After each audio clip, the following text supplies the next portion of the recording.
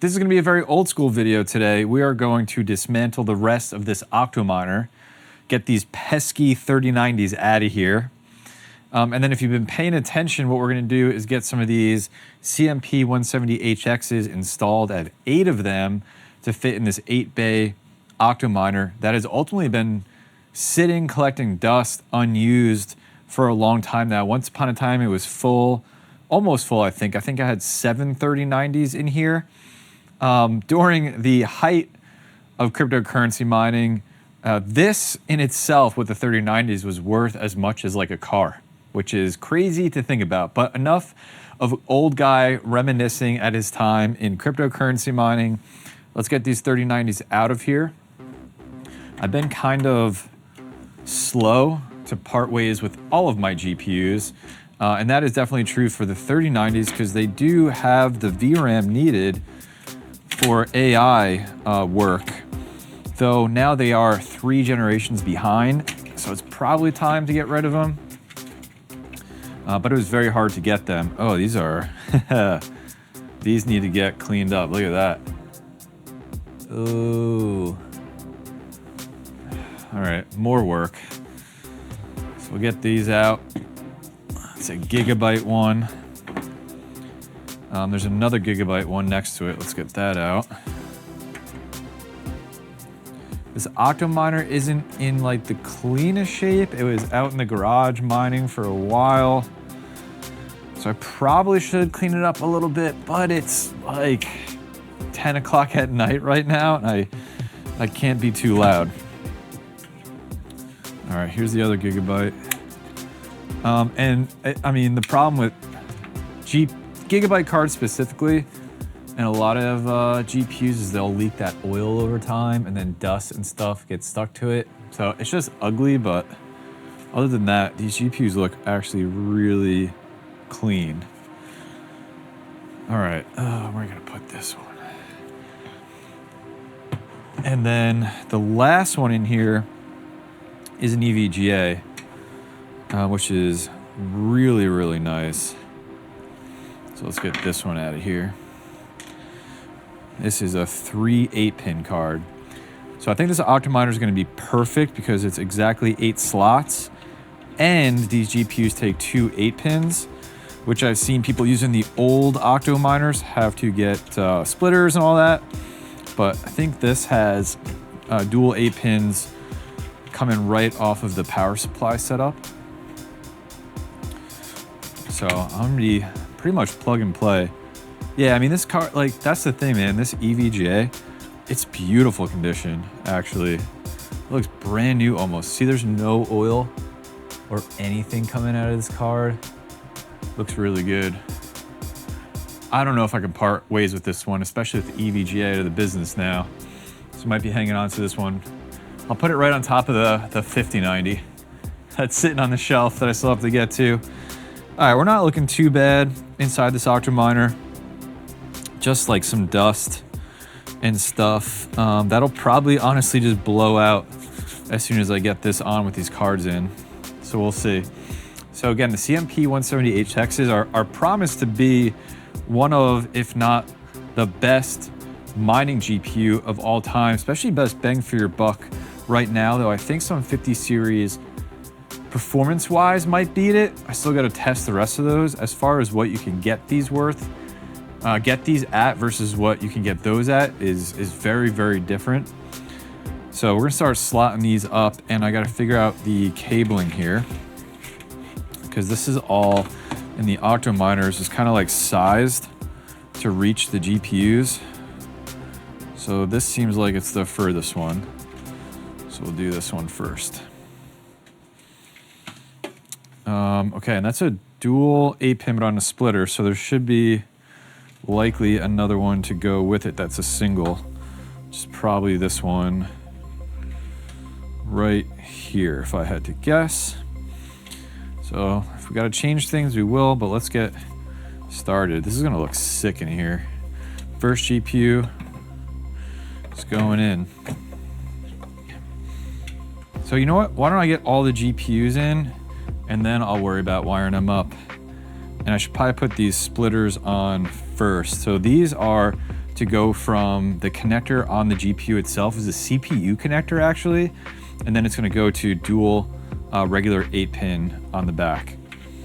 So yeah, it's going to be easier. That's not too bad. I'm going to get these on as I put the GPUs in. So that's one. Here's number two. And if you haven't been paying attention watching my videos, you might be like, Mike, what the heck you doing buying GPUs? They don't make any money. My goal is to have the most efficient and most cost-effective rig, GPU mining 24/7, and I can afford to do that. And my solar array that I put on my house has definitely brought down my electric costs pretty considerably. So I have room to do cool stuff like this. And especially right now, the Aleo miners are just continuing to come down in profitability, where at a point very soon it's going to make sense to turn those off. And that's going to be a significant amount of wattage that I have left available. If you're wondering what I'm doing, the brackets on some of these came bent, so I'm bending it back because there's not a lot of tolerance in the Octominers for it not to be pretty much perfect to get in here. So let's see if that does it.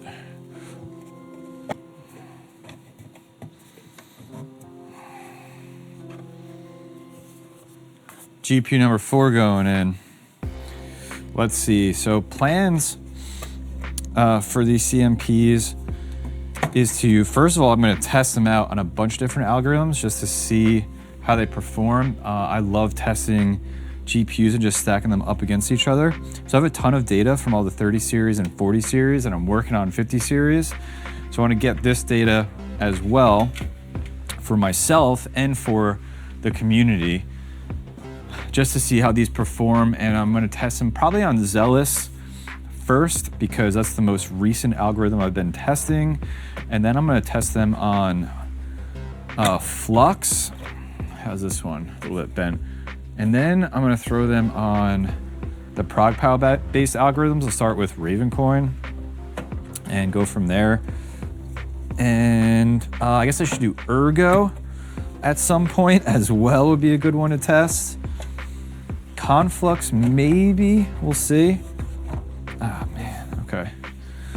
This one's not sitting. Oh, you know why? I didn't take the screws out.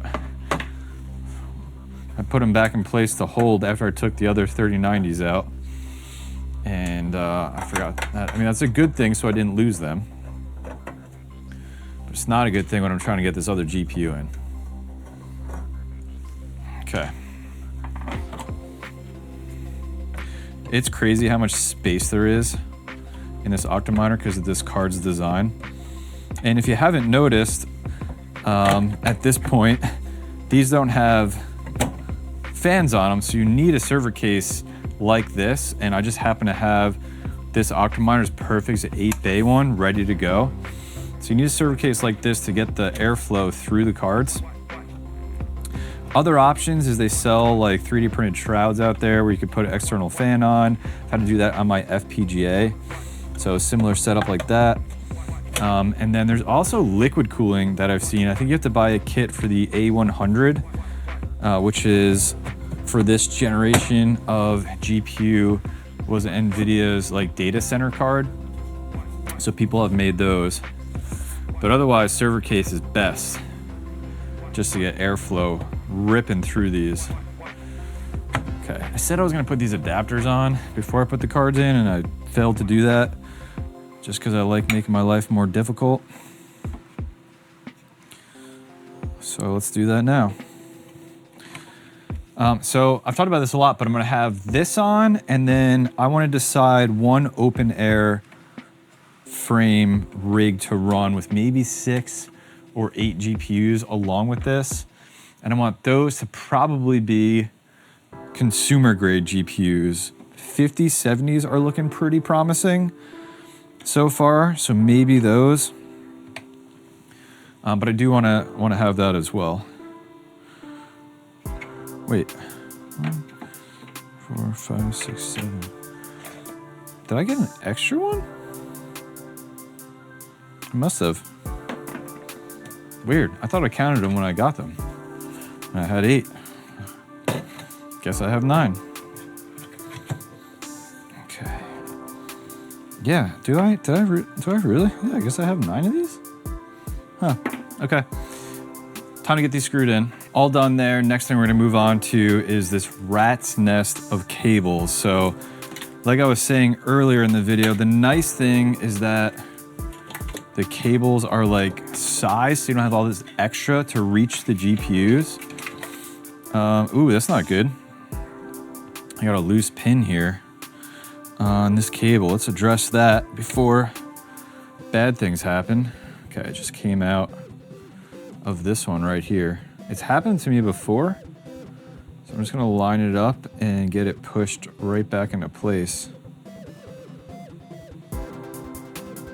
Okay, this should be good. Let's get it back in. Good thing I caught that, huh? Man, you ever have that happen to you? Let me know down in the comments section below. Okay, so starting on the longest side, we got some of these figured out. Let me work through this. That's done, all wired up. I just gotta like tuck these in, but I just finished double checking all of them. I guess, let's see. I don't wanna block airflow, so they're probably just gonna sit on the top here. And then I'll just kind of press them down with the lid of the Octominer, I think, because probably in the last build, I don't know what I did. Maybe I had them tucked in the fans, but that seems like a bad idea, especially with these where there's no fans on the GPUs themselves to do anything. So you really need just airflow coming through the cards completely. And there's a wide open lane inside the card for that to happen. So, okay. I think I'm ready to just get this fired up even without the lid on, just to make sure all the GPUs are recognized, they all work. I don't have to go back and redo anything. So let me get my power setup figured out, and then we'll rip this thing in a second.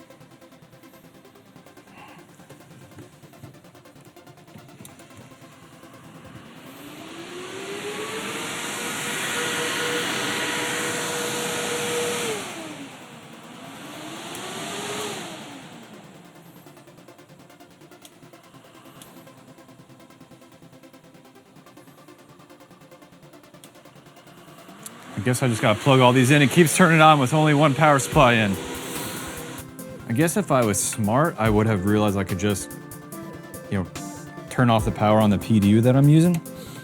Now, what the Octominers come with that I'm not using right now is this, because this has 4 server power supplies on it. So you can go from these to one, I think this is C20 cable on here, but I'm out of stock. I had to use it for the Flu miner, I think it's on, and then the Gold Shell Alio miner. So I'm out of stock. So I got 4 individual cables going over to the Nerd Gears PDU. So I'm gonna go fire that up and turn this thing on.